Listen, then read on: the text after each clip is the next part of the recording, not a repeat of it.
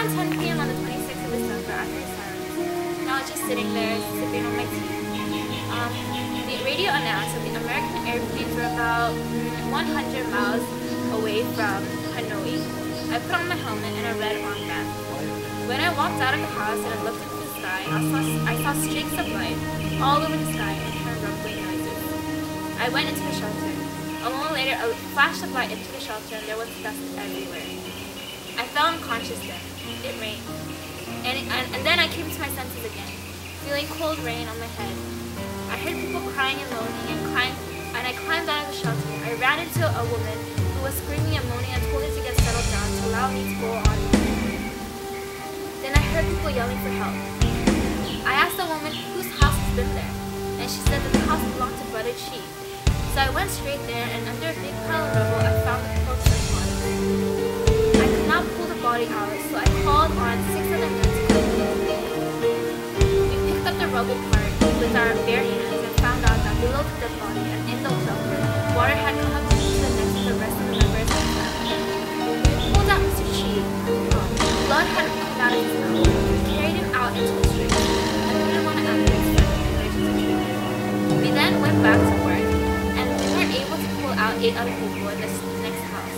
After that, we met with the self-defense unit leader who told us to go and get rested since we all looked that tired. The Vietnam bombing, the Christmas bombing they say, was a tragedy. In Hanoi and northern port city of Haiphong, the bombing was staggering. More than 1,600 civilians died. 70 U.S. airmen were killed or captured, and many Americans were left to wonder what price Nixon was willing to pay for peace to launch. If only I could talk to President Nixon. I would have said, what were you thinking? How could you do this? Drop bombs on our head. All through it, we could hear people screaming and under collapsed walls and bricks. We tried everything to get them, but by the time we pulled them out, they were all dead.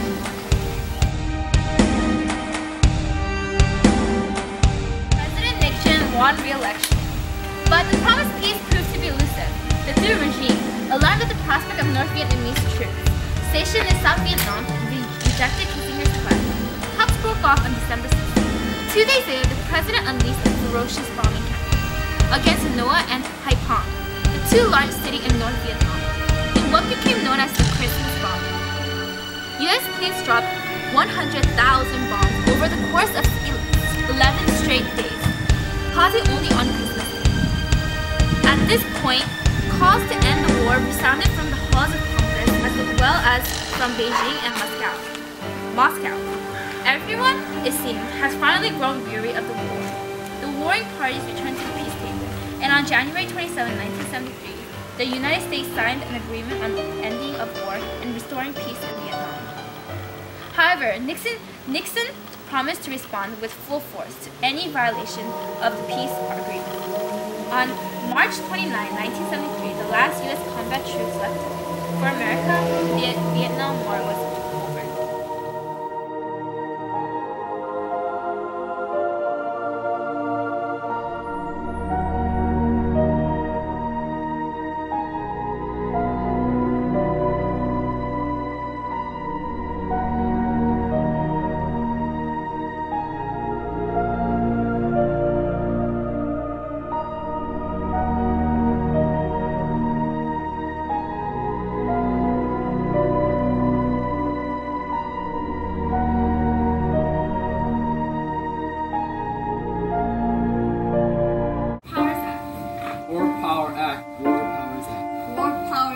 Passed the War Powers Act to regulate president's power.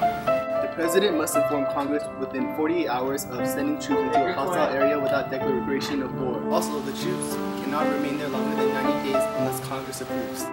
The reason why the War Powers Act was created was because Congress was angry towards President Nixon's actions towards Vietnam.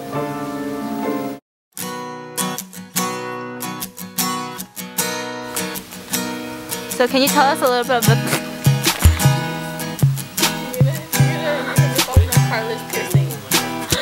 So, are you the makeup artist? Okay. Are you ready? Yeah. Do with you. Ready? I started already. Take the War Power Act. Oh, War Power Act.